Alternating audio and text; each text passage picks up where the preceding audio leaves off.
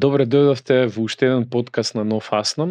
Вчера заврши НАТО самитот во Анкара, каде што имавме доста интересни заклучоци од истиот, заклучоци кои ќе имаат реперкусија во наредниот период. И за таа цел денешен мој гостин е господинот Владо Јовановски, автор на книгата Хибридна војна за сцената, како и колумнист во Фокус, кој што ги анализира геополитичките збиднувања во регионот и пошироко, како истите консеквенции што имаат врз политиката на нашата држава. Владо, добар ден, што си мој гостин и благодарам што си мој гостин денеска и благодарам што се дојде да разговараме. Ние сме во една деликатна ситуација во моментов, затоа што НАТО од една страна се фрагментира, од друга страна се вооружува и ја поддржува војната во Украина, но од друга имаме и една друга страна, имаме големи несогласувања внатре во НАТО со стратешкиот партнер на НАТО, Соединетите Американски држави, кој исто така како да се каналибализира и бара дел од територијата на Данска, и бара да се трошат 5% од буџетите за војната индустрија. Додека ја поддржува војната во Украина со 70 милиарди долари. Сето тоа нормално има реперкусија на геополитичката стабилност во Европа, пошироко, но исто така економски безбедната стабилност кај нас. Јас ти ја прочитав твојата убава колумна во Фокус и допираш суштински прашања кои за жал не се анализираат во Македонија. Кажи ми твоите впечатоци во однос на самитот во НАТО, како ги гледаш развојните случувања што предстојат пред нас? Добар ден, благодарам за поканата и за можноста да настапам со своето мислење пред вашите гледачи. Точно така, како што рековте, самитот на НАТО пред некој ден заврши. Мислам дека беше 7-8 устави, се одржуваше во Анкара. Главните заклучоци од овој самит кои беа донесени се, отприлика сега ќе ги парафразирам, да се зајакне политичкото единство, односно заедничката надворешна безбедносна одбрамбена политика на НАТО. Се донесе одлука да се поддржи Украина со некои 70 милиарди евра, кои ќе бидат дадени на Украина во разни облици, во облик на воена опрема, оружје, воена обука, разузнавачка поддршка и слично. Да се продолжи со изградбата, со зајакнување на воено-индустриските капацитети на НАТО, односно од бруто домашниот производ, од буџетите практично државите да издвојуваат до 5% до 2035 година, да го достигнат тој степен на издвојување и да се продолжи со имплементацијата на вештачката интелигенција во воено-одбрамбените системи на НАТО, со што би се зголемила воената моќ, убојната моќ на воените сили на НАТО и со што би се зајакнала интероперабилноста во НАТО. Во тој поглед практично беше разговарано за воведување на така наречен дигитален облак, до кој облак би стигнувале сите потребни разузнавачки или било какви информации кои од тука би биле достапни до секоја земја членка во обем според принципот потребно е да знае, кои би го олесниле процесот на донесување на воени па и политички одлуки во одреден момент. Сето тоа со помош на вештачката интелигенција би се одвивало во реално време. Значи, реалната слика одбојното поле, да речеме, секоја држава членка би ја имала во секој момент, во истиот момент, со задоцнување од можеби секунда 2. На изглед, овие заклучоци изгледаат во ред, меѓутоа реално се сосема бесмислени од моја гледна точка, затоа што првиот заклучок кој вели дека ќе се оди на зајакнување на политичкото единство на НАТО, кое е веќе разрушено и сосема доведено во прашање дали воопшто НАТО ќе продолжи да постои во таков облик како досега или во некаков поинаков облик ќе се претвори можеби во некоја европска воена сила без Америка. Останува да видиме. Иначе првите сигнали се дадени уште со најавата на сосема поинаква доктрина на Соединетите Американски држави. Практично Соединетите Американски држави не верувам дека имаат намера воено да дејствуваат со НАТО на просториве на Евроазија, бидејќи своите цели ги остваруваат со помош на политичко-дипломатски економски средства и така натаму.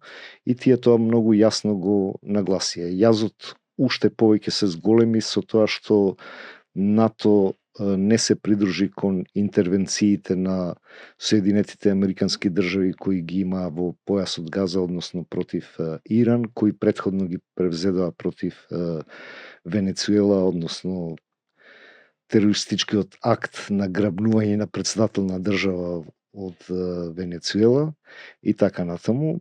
И тука веќе доаѓа во прашање целиот и понатамошен концепт на обстојување на НАТО. Исто така како главна закана по безбедноста на НАТО беше посочена Руската Федерација како долгорочна безбедносна закана кон НАТО. Тоа значи постојана, дека од сега па до кој знае кога Руската Федерација представува безбедносна закана за НАТО, односно Европа, Европската Унија. Значи, првиот заклучок, според мене, е неостварлив, невозможен. Во некоја наредна интервенција од било каков облик која би ја изведувал НАТО, тоа би било сигурно без учество на Соединетите Американски држави или без нивно директно учество, можеби во некаков поинаков облик. Особено кога зборуваме за конфронтацијата можна идна со Руската Федерација, јасно е дека Соединетите Американски држави си обезбедија место во понатамошното обновување на Украина кое би следело после завршетокот на војната, односно си обезбедија пристап непречен до ресурсите кои ги поседува Украина, бидејќи и целата војна е за тоа, за обезбедување на енергенси, односно природни ресурси. Европската Унија остана надвор од таа игра, бидејќи Путин и Трамп ги превзедоа главните улоги во решавањето на таа војна, таа криза. И Европската Унија останува да се обидува да се врати во игра преку помошта на која ја доделува на Украина. Да, исто така не знам дали спомнав дека беше одлучено 70 милијарди евра да се доделат како помош на Украина. Помош, да. Да. Значи од тој аспект е практично невозможно реализирање на првиот заклучок. Политичко единство во НАТО во иднина нема да постои. Покрај Соединетите Американски држави има одредени членки кои и сега веќе покажуваат поинакви политички ставови во однос на различни прашања. Тоа секако го доведува во прашање и воената способност на НАТО. Дополнително, доколку Америка во воен поглед излезе од НАТО, не мора да биде тоа формално излегување. Да речеме, или некое ограничено учество во воен поглед, веќе тоа не е таа воена сила, туку ќе треба да се рекомпонира, а за да таква воена сила се рекомпонира, сепак се потребни неколку години. Понатаму, ете, околу помошта на Украина веќе спомнавме, значи се финансира една војна која е однапред изгубена, меѓутоа целта е таа, да Европа, Европската Унија повторно влезе во игра во поствојната обнова или поствојното разграбување на Украина, односно да влезе во игра за поделба на ресурсите природните ресурси кои таму ги има во изобилство. Понатаму, апсурдно е тоа што се зборува за зајакнување на воената моќ, за имплементација на вештачката интелигенција во НАТО, борбените системи и така натаму, кога имаме една ситуација каде што Европа, односно Европската Унија, водечките сили во таа заедница, да кажам, се пред економски колапс. Например, ето, иако Германија не е членка на НАТО, сепак е дел од таа Европска Унија, се наоѓа низината автомобилска индустрија е пред колапс, прашање на време кога тотално ќе колабира пред налетот на кинеската автомобилска индустрија. Тоа колабирање на таа автомобилска индустрија ќе предизвика не само европски, туку светски последици во економски смисол, затоа што за таа индустрија не се поврзани само работниците кои се директно вклучени во производството на автомобилите, туку за таа индустрија се врзани уште еден огромен број на работници преку разни услужни дејности, не знам, од производство на ХТЗ опрема за вработените во автоиндустријата до, не знам, обезбедување на храна, на било што потребно. Извини само да те прекинам, чисто за гледачите, еден податок е автомобилската индустрија сочинува 11% од бруто националниот производ на Германија. Минатата недела или пред 2 недели Volkswagen објави отпуштање на 100.000 работни места. Тоа се, обично за едно место во автомобилската индустрија имаме 5 други додатни места кои ти ги споменуваш, кои се афектирани како тоа. Така тоа баш сакам да го кажам, само што вие го кажавте со многу попрецизни бројки. Значи, во една таква ситуација, Германија, раководството на Германија, кое патем речено има рейтинг од 16% пред своето гласачко тело, зборува за ненормални зајакнувања на издвојувањата за воената индустрија. Зборува за тоа дека ќе ги зајакне воените капацитети до не знам кои граници и така натаму. Во ситуација кога економијата им е пред колапс, кога секој германец веќе го чувствува падот на животниот стандард. Слично се случува и со Франција и со останатите водечки сили во Европската Унија. Значи, во едни такви ситуации, све што произлезе од овој самит на НАТО во Анкара е све милитантно. Тие само зборуваат како ќе ја поттикнат војната, како побрзо ќе стигнеме сите ние до војната. Додека имаат дома основни екзистенцијални проблеми за своите граѓани и не се во можност да ги решат. Јас се прашувам дали излезот од тие домашни кризи го бараат во поттикнување на некоја си надворешна војна, измислување на непријатели, во случајов Руската Федерација, за да го свртат вниманието на граѓаните од домашните состојби. Таква ситуација имавме и пред Првата светска војна, пред Втората светска војна и така натаму, и тоа не е невообичаено да политичарите посегнуваат по такви алатки за да го одвлечат вниманието на сопствените граѓани од своите неуспеси и неспособности и да го насочат кон некоја надворешна опасност. Значи, сите овие заклучоци, клучно е тоа дека ја зајакнуваат безбедносната дилема. Што значи тоа? Тие велат дека ќе се навооружуваат и тоа навистина го прават. Тоа кај сите останати, без разлика дали е тоа Руската Федерација или така натаму, предизвикува, иако сите велат дека се вооружуваат за самоодбрана. Така, еве јас ако набавам огнено оружје и го носам со себе, јас го декларирам како оружје за самоодбрана. Меѓутоа, мојата околина ме доживува како закана.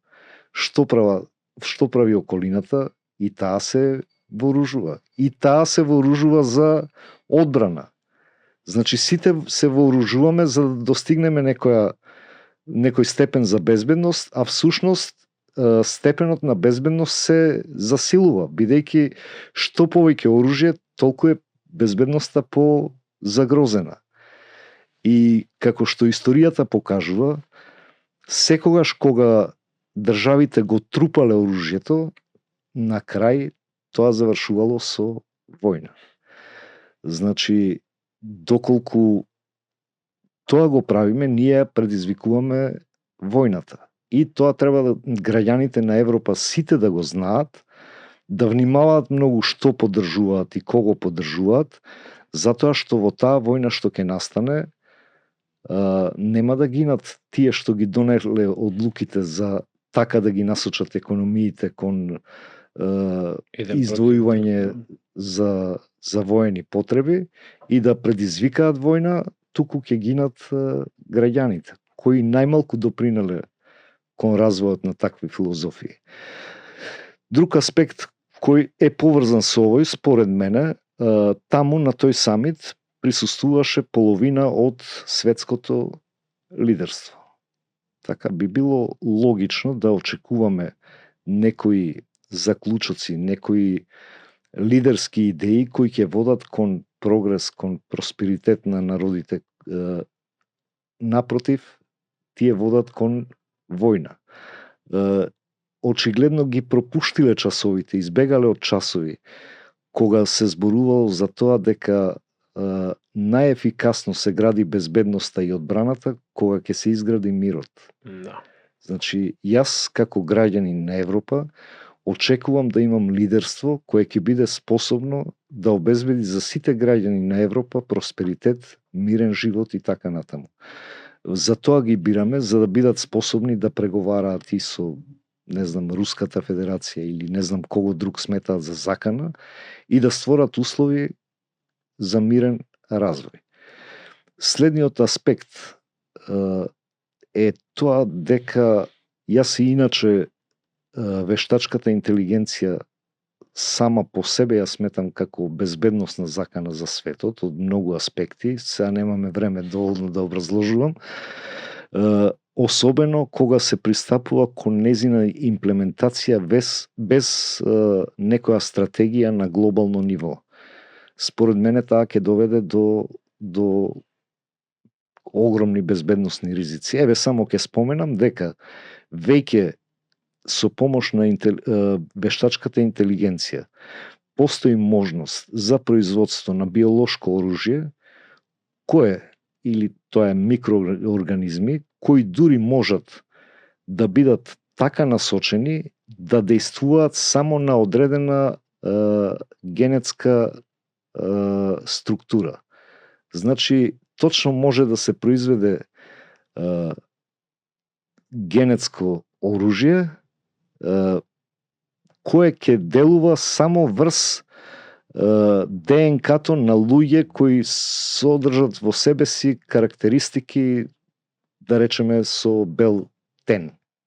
Не само тоа, имавме од Руската федерација обвинување дека таргетирани биле словените. Дека ето Да. може да се действува против словените. Такво едно оружје, веќе во предвидувањата на некои научници што се бават со тоа, е способно да во рок од 24 часа уништи десетици милионски популации на земјинава топка.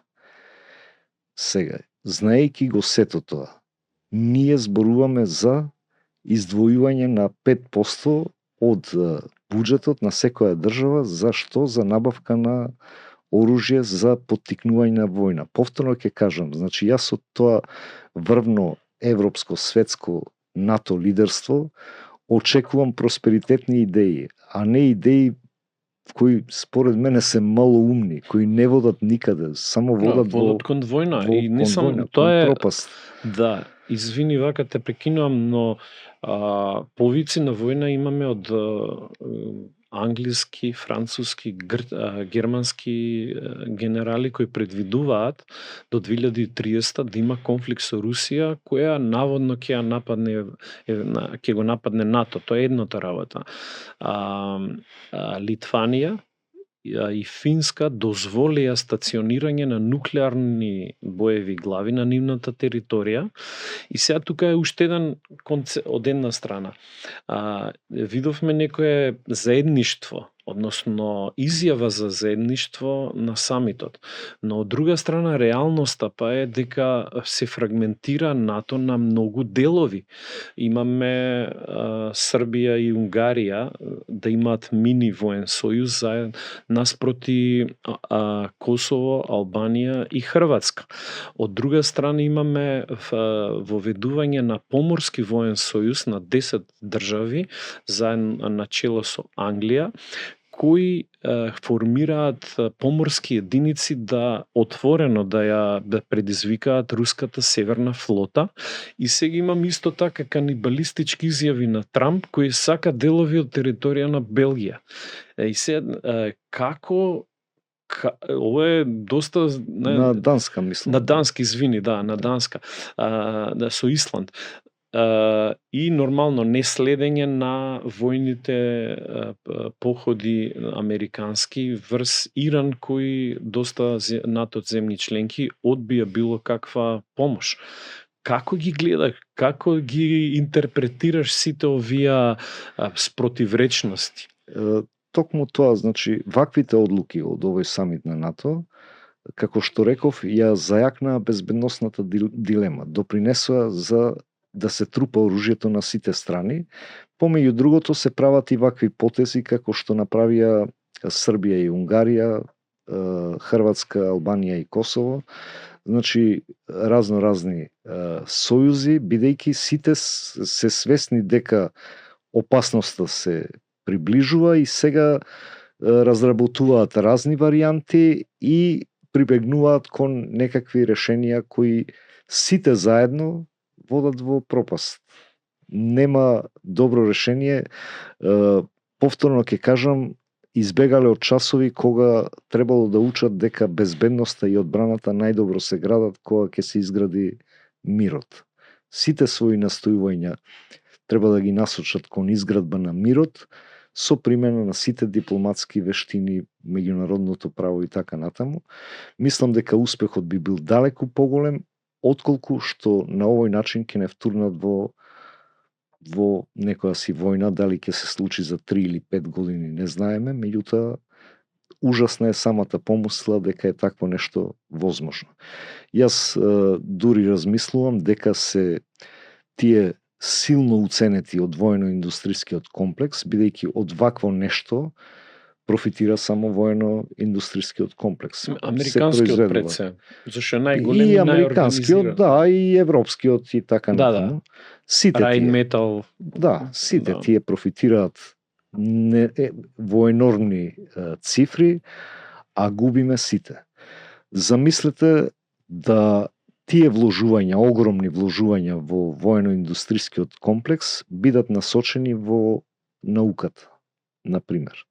Јас верувам дека за кратко време би се дошло до откритијата на Тесла, кој ги споменува пред 100 и неколку години, кој вели дека всушност енергијата ја има насекаде, е и достапна, само не знаеме да ја трансформираме за нашите потреби. Тоа се огромни вложувања кои се издвојуваат за воено-индустрискиот комплекс, за развој на борбените способности, а науката и другите хумани науки остануваат без средства за развој.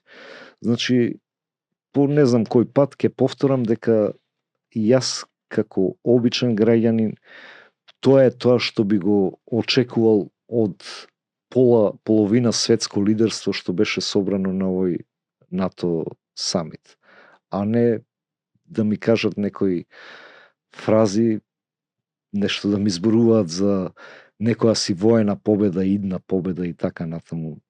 Очигледно дека работат под нечи диктат, дека се уценети, профитираат тие лично, бидејќи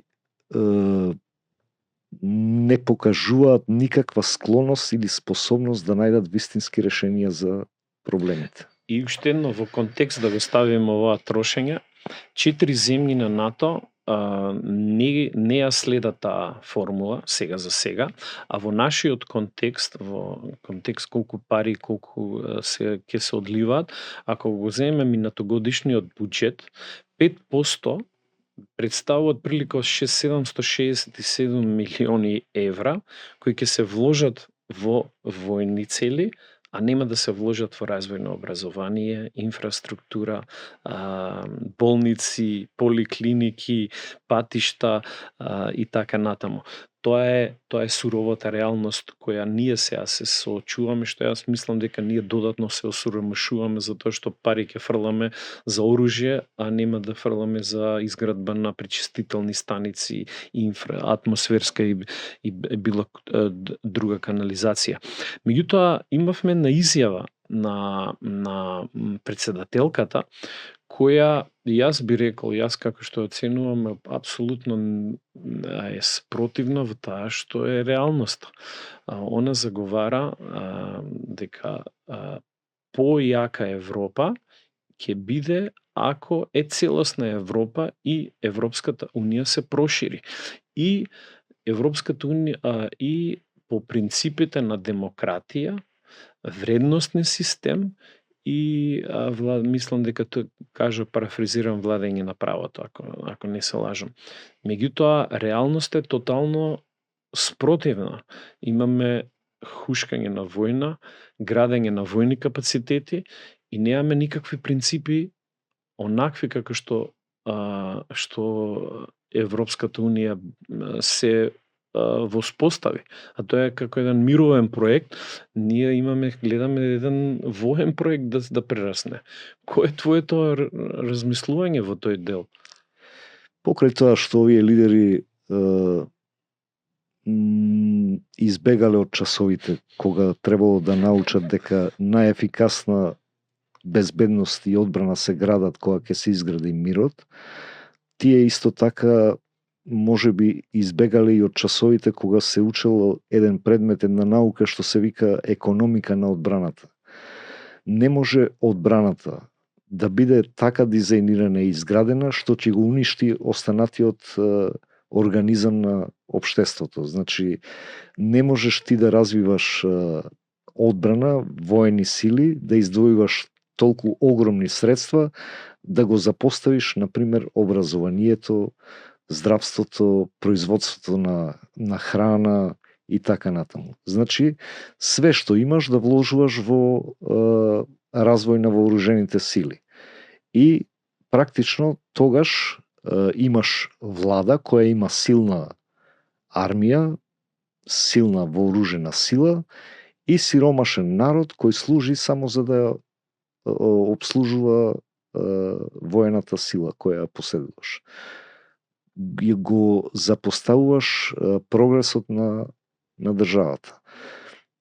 Тоа се случува не само во нашата држава, туку тоа е резултат на барањето на ова што го бара во заклучоците НАТО самитот. Такви енормни вложувања во безбедноста и одбраната, а споменав кога нивните граѓани се веќе на работна основната екзистенција. Абсурд. Дефинитивно. А кој е твоето мислење во однос на изјавата на председателката да треба да имаме европско проширување врз база на демократија и принципи кои апсолутно ние не ги гледаме? Тоа ми изгледа мене исто како СДСМ кога се формираше, кога се распаѓаше Југославија и се формираше Македонија, имавме една седница кај што се дебатираше дали да се пее македонската и југословенската химна. СДСМ не ја пеа македонската, ја пеа химната на Југославија која во тој момент се распаѓаше. Сега имаме една прокламација за проширување од страна на председателката за проширување на Европската унија врз база на демократија и принципи, кои апсолутно ги немаме. Така, не само сега, многу често или одсекогаш низ историјата во меѓународните односи владее анархија, односно не постои централен авторитет кој би ги регулирал работите. Во такви услови меѓународното право е првата жртва, постојано кршено, од никого не почитувано, особено од силните и така натаму. И тоа предизвикува секогаш нормално додатни проблеми. Во таков контекст, таква е состојбата и денес. Ништо не е поразлична од некогаш, дури можеби веќе сме сведоци на дрски и директни кршења на меѓународното право.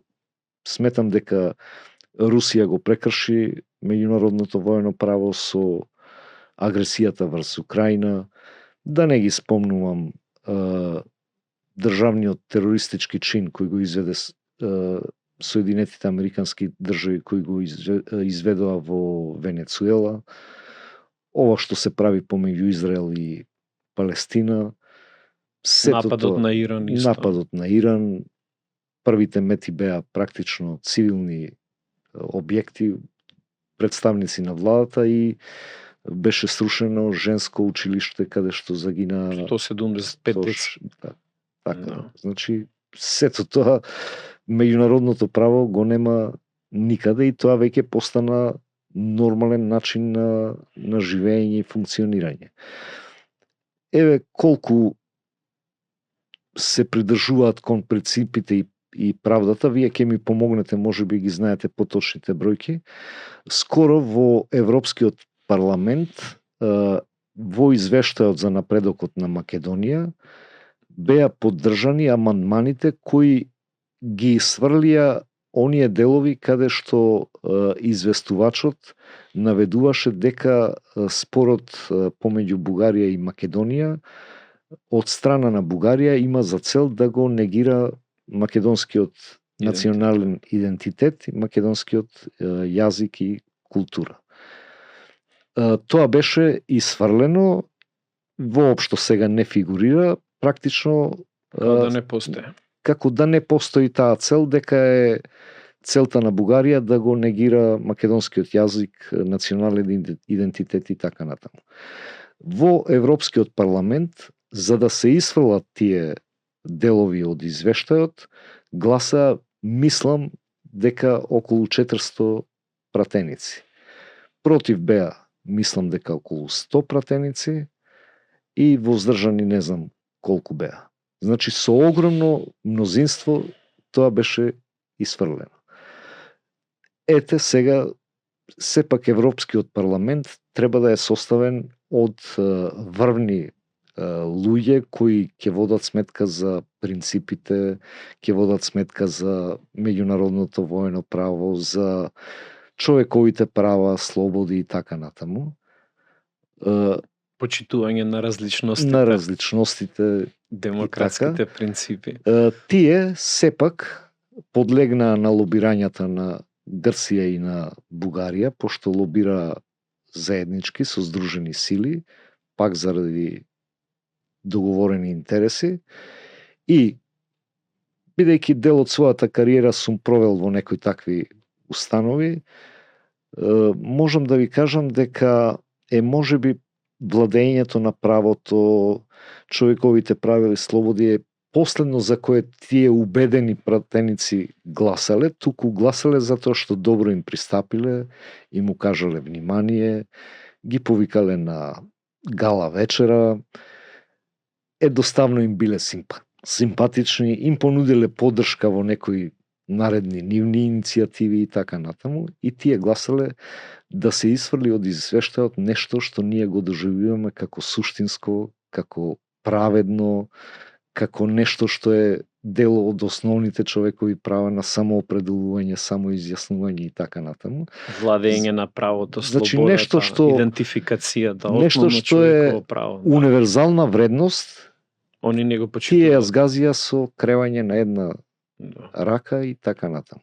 Не дека тој извештај има некаква суштинска вредност, значење и така натаму, меѓутоа само зборувам колку се води грижа за принципите, за човековите права, слободи во меѓународните односи и колку тоа го прави Европската Унија. Вчера беше во посета кај нас Марта Кос.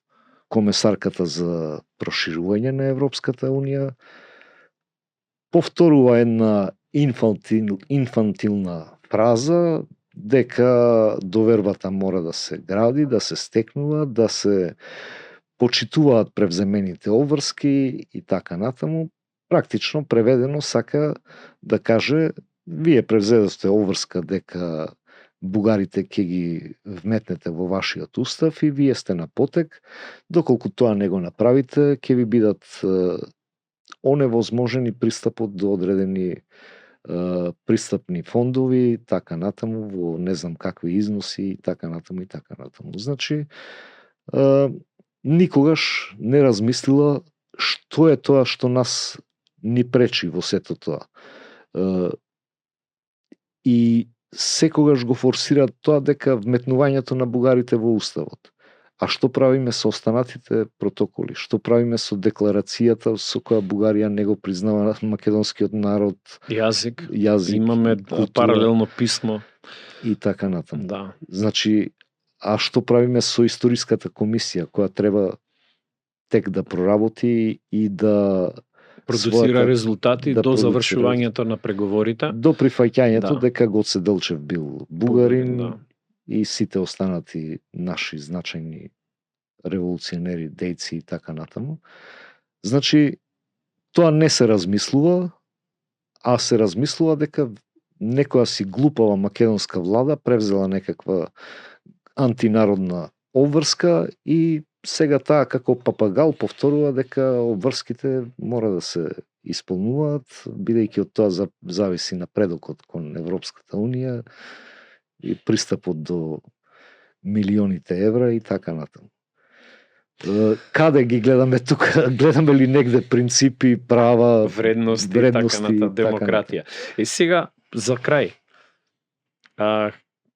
како би ја каква политика треба да водиме во овие опасни времиња?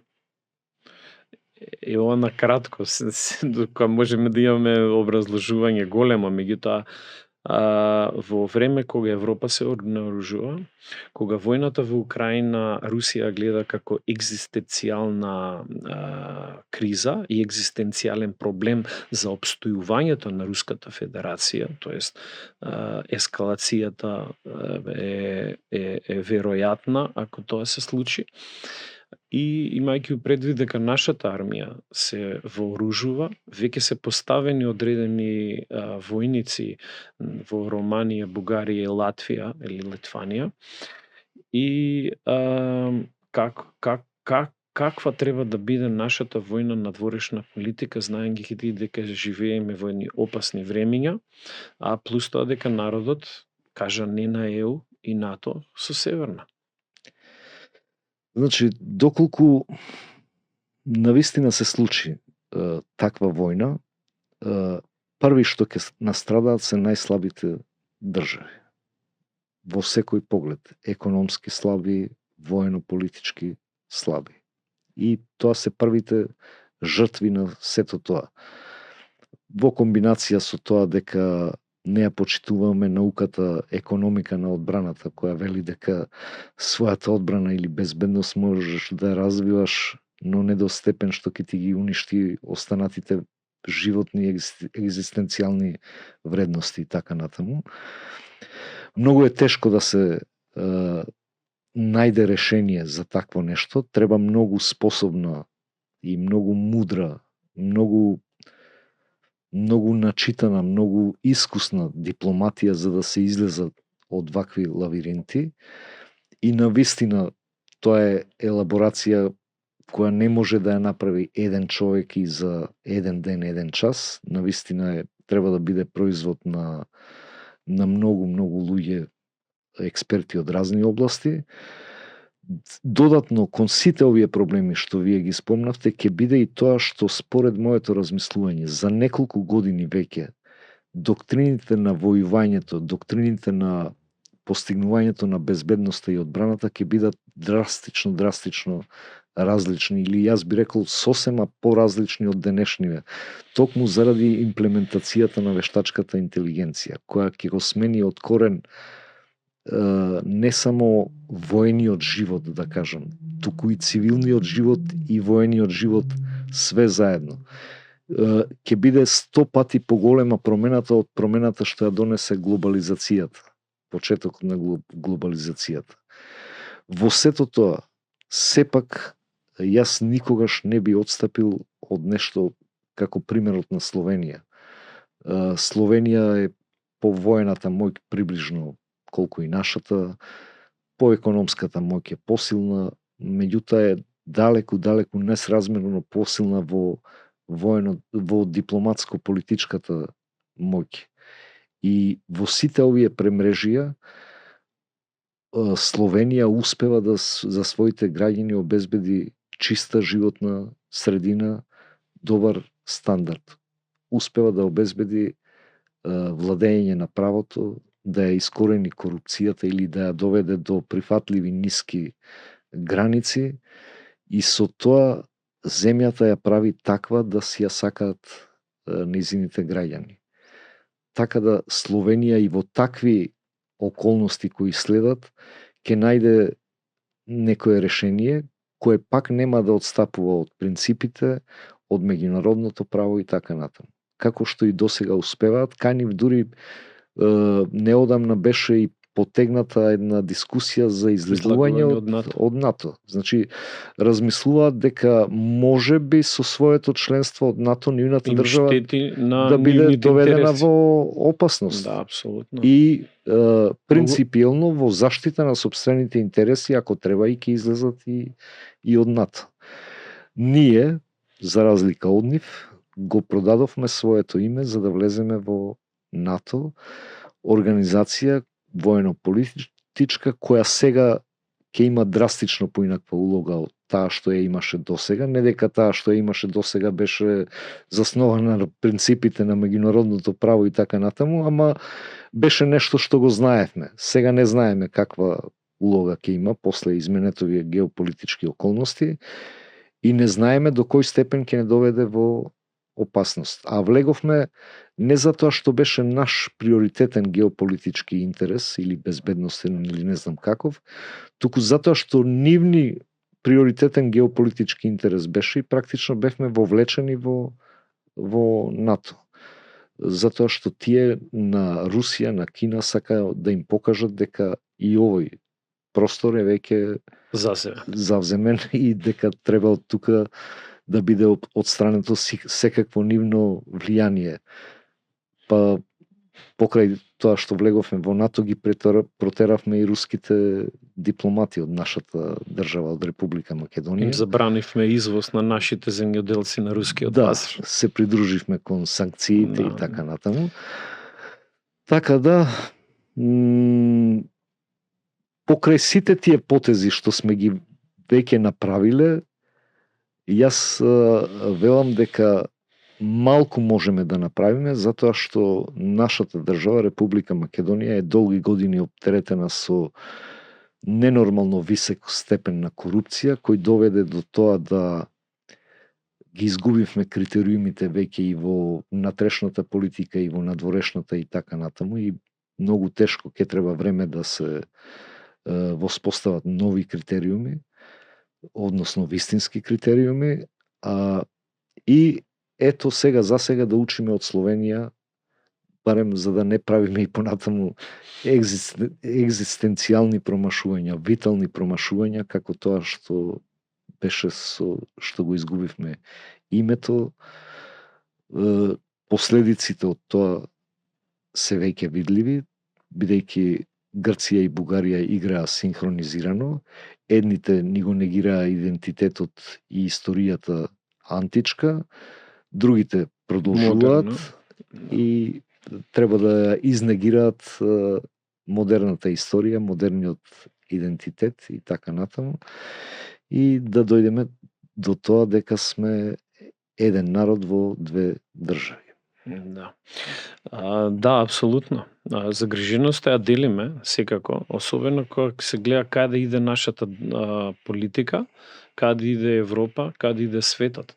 И таа, ја би рекол, една можна неизбежна конфликт може многу скапо да не кошта не само идентитетски, меѓутоа екзистенцијално, затоа што во една хипотетичка војна со Руската Федерација, каде што НАТО би ја водел, а ние би биле дел од таа војна, многу лесно може да бидеме лесна цел за неодбранливите хиперсонички руски ракети, а не ја исклучувам можноста и како нуклеарна цел.